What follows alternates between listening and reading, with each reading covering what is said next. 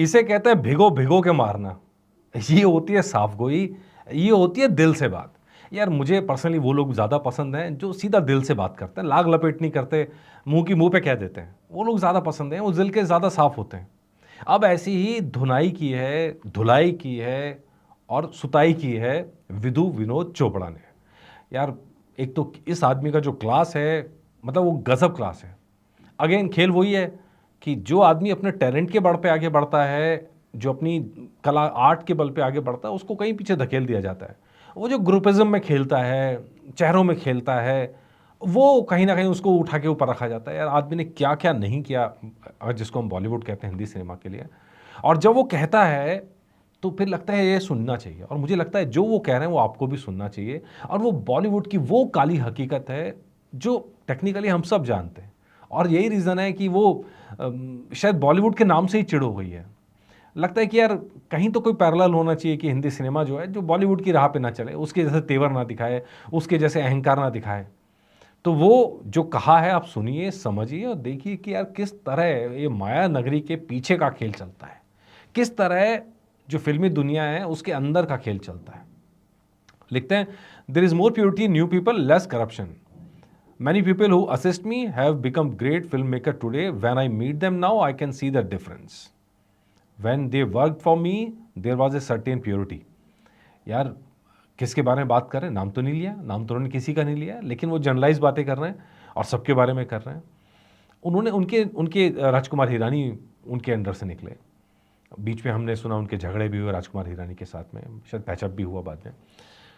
ऐसी और भी कई सारे नाम उनके हाथों के नीचे से निकले, उनके नीचे से फिल्म मेकिंग सीख के निकले। उनके असिस्टेंट डायरेक्टर थे, बाद में डायरेक्टर बने, बड़ा नाम कमाया।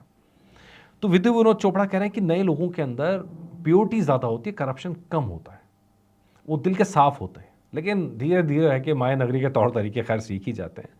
तो उनका जो मेरे अंडर काम करते थे कई बड़े फिल्म मेकर बने हैं, लेकिन अब जब मैं मिलता हूँ और जो पहले मिलता था उसमें बहुत फ़र्क है। वो प्योरिटी गायब है, करप्शन ज़्यादा है। नाम उन्होंने किसी का नहीं लिया। कहते हैं कि जब काम करते तो प्योरिटी ज़रूर थी। Unfortunately if I cast a new face in my film and then one movie does well, it change them. कहते हैं जब मैं किसी नए फेस को लेता हूँ और उसकी कोई मूवी चल जाती है तो इंसान ही बदल जाता है। यार ऐसे बदलने वाले इंसानों को हम सोसाइटी के अंदर भी जो मिलते हैं आसपास में, कि ज़रा सा पैसा आया नहीं कि मुंह चढ़ जाते हैं, हम कौन सा उनकी तारीफ़ करते हैं। यार हम सब पीछे से कहते हैं यार साला दिमाग ख़राब हो गया इसका, सर चढ़ गया इसका। ये तो हमारी लाइफ के आसपास होता है। यहाँ तो फिल्मी दुनिया में कह रहे हैं ये तो रोज़ का काम है, तो होता ही रहता है, यही होता है। यही बॉलीवुड का वो कड़वा सच है कि माया नगरी की एक बार चमक में फिल्म हिट होते के साथ ही इंसान बदल जाता है। वो आगे एग्जाम्पल देते हैं, वो सुनिए। और मतलब माया नगरी की जब हम बात करते हैं मुंबई की, या बॉलीवुड की हम जब बात करते हैं, साउथ से जब कंपैरिजन करते हैं तो बहुत बड़ा फ़र्क आता है। साउथ में नॉर्थ के स्टार जा रहे हैं, सारे कामयाब नहीं हो रहे हैं। रणवीर सिंह को तो भगा दिया गया लिटरली। क्यों भगा दिया गया? वो पहुंचे पूरे तामझाम के साथ अपने टेंट्रम्स के साथ में। वहाँ का भैया यहाँ ये साउथ है, यहाँ ये सब नहीं चलता है, प्लीज़। क्रिएटिव डिफरेंस नाम यही दिया था, क्रिएटिव डिफरेंस। ऐसे कितने ही केस वहाँ पर लगातार हो रहे हैं जहाँ बॉलीवुड का ये जो शान और शौकत और टेंट्रम्स है ना, ये पच ही नहीं रहे। वो कहते हैं जी, आगे कहते हैं, having launch the career of several celebrity star, Chopra did not hold back, recording how the industry change people. I have worked with so many people and I have seen them change. Mission Kashmir was the Hrithik Roshan's first film. Vidya Balan's first film. Boman Serani first film. There is a whole list. I don't know how many.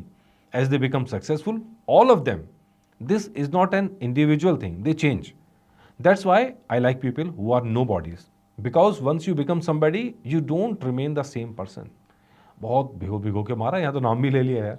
Hrithik Roshan, Vidya Balan, Boman Irani, सबका नाम लिया। कह रहे हैं कि कितने लोगों को मैंने चांस दिया, ब्रेक दिया, और जब तक वो कहीं प्रसिद्धि की एक वहाँ तहलीस तक नहीं पहुँचते हैं, तब तक वो नोबडी जब तक रहते हैं, तब तक वो इंसान रहते हैं, और बाद में वो स्टार बन जाते हैं। सीधा सीधा एकदम खुल के बोल रहे हैं।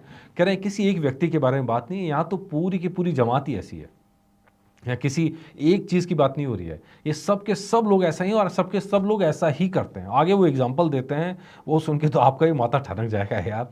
मतलब आदमी ने खुल के कहा है, खुल के कहा है, और ऐसे ही कहना ज़्यादा अच्छा लगता है।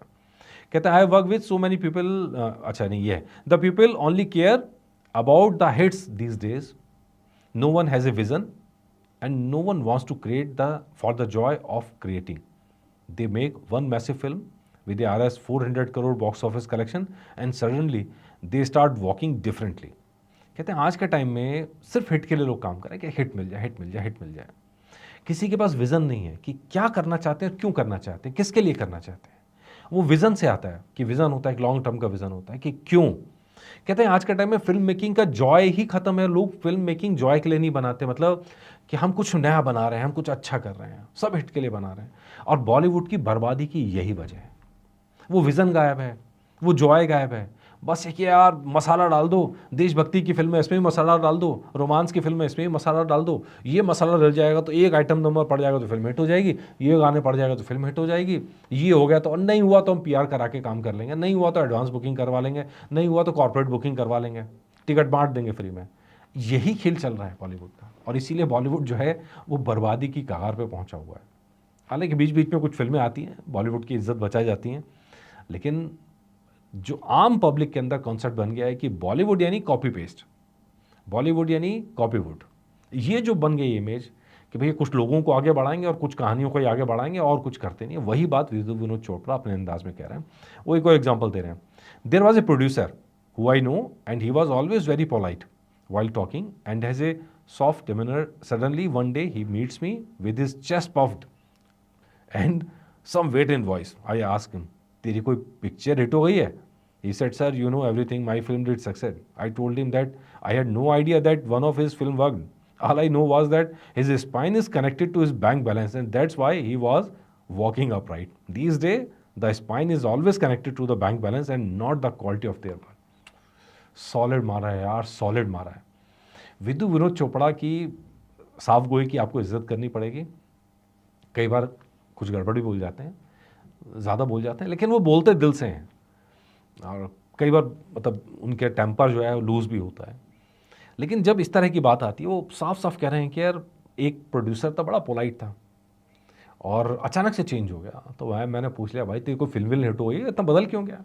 कह रहा आप तो सब जानते ही हैं। कह रहा मैंने कहा मुझे नहीं पता तेरी क्या फिल्म हिट हो गई, पर इतना ज़रूर पता है कि तेरी जो रीढ़ की हड्डी है वो बैंक बैलेंस से जुड़ी है। अगर बैंक बैलेंस में कम हो, रीढ़ की हड्डी झुकी रहेगी, बैंक बैलेंस में पैसा आएगा तो आप ऐसा सीना फुला के चलोगे, आवाज़ भारी करके बात करोगे। ये काली सच्चाई है यार बॉलीवुड की। ऐसी काली सच्चाई मतलब अच्छा नहीं लगता यार, अच्छा नहीं लगता। इंसान जो है जैसा है वैसा रहना चाहिए। इंसान भगवान ने इस काम के लिए थोड़ी बना के भेजा है कि आप पैसा देखते बदल जाओ, शोहरत देखते बदल जाओ। इंसान को वैसे ही रहना चाहिए जैसा वो है, मूल रूप से भगवान ने उसे जैसे भेजा है। कुछ लोग गुस्से वाले हैं, ठीक है जी, उनको गुस्सा बेशक कम करना चाहिए, लेकिन वो बेसिकली नेचर वैसा ही है उनका। कुछ लोग शांत हैं, सॉफ्ट स्पोकन हैं, लेकिन अगर सॉफ्ट स्पोकन पैसे के दबाव में अगर चेंज हो जाए, यार ये ख़तरनाक है। इंसान को ऐसे नहीं बदलना चाहिए। बाकी तो बॉलीवुड की तो पूरी फेरिस्त है, लंबी फेरिस्त है। विनोद चोपड़ा अगर खोलने पे आ जाएं तो न जाने किस किस का बैंड बजा देंगे यार, किस किस। वैसे विनोद चोपड़ा जी के लिए एक आइडिया है, सर इस पर फिल्म बनाओ सर आप। मतलब आपकी फिल्मों का वैसे ही बेसब्री से इंतजार रहता है। और मतलब मेरी अपनी पर्सनल मान्यता ये है कि जिन चीज़ों के लिए राजकुमार हिरानी के फ़ैन रहे हैं हम, वो पता लगा है कि वो आपकी ही क्लास थी। तो प्लीज़ सर, प्लीज़ इसके ऊपर फिल्म बनाएं सर, बॉलीवुड की इस काली सच्चाई के ऊपर। सिर्फ ये नहीं, और बहुत सारा चीज़ें आप जानते हैं, और डेफिनेटली आप बनाएंगे तो उस हकीकत को उसी तरह से प्रेजेंट करेंगे जैसी वो है। खैर आइडिया मेरा तो खाली रिक्वेस्ट है, बाकी फैसला आपको करना है। और वेट करते हैं सर आप और नया क्या लाने वाले हैं, उसका बिल्कुल वेट रहेगा। बाकी आप लोगों का क्या कहना है इस बारे में कमेंट करके ज़रूर बताइएगा। नमस्कार।